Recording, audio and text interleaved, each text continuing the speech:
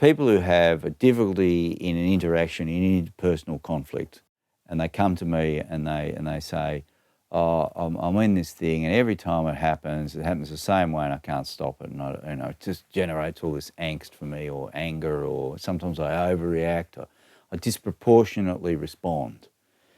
And so the first thing I say, well, there's remember, in any discussion, there's the content of what you discuss and the process. You need to be very oriented to the process. And one of the things that let's give you skills that focus on process. You're in this pattern, repeating the same pattern. What about if you went to that person and said, look, I'm really concerned about our working relationship. Could we spend a few minutes to talk about that? How do you think it's going? I'm a bit concerned that it's becoming problematic for me, and it might be becoming problematic for you, but I'm taking a risk, and I'd rather have that conversation than just repeating the same old thing that doesn't seem to be working. And invariably that messages it's a different kind of discussion. They haven't had that kind of discussion.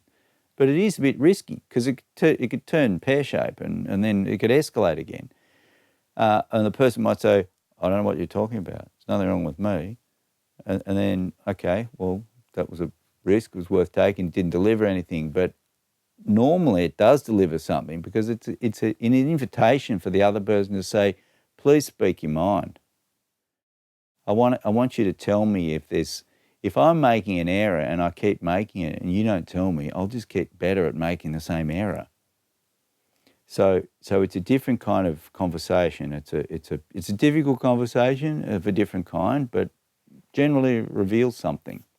Rehearsal actually de-escalates anxiety generally, because people go, well, I've kind of got my script, don't know whether it's going to be good enough, but I've got a plan, I'll give it a go, and if it all gets a bit difficult, I'll just stick to my script.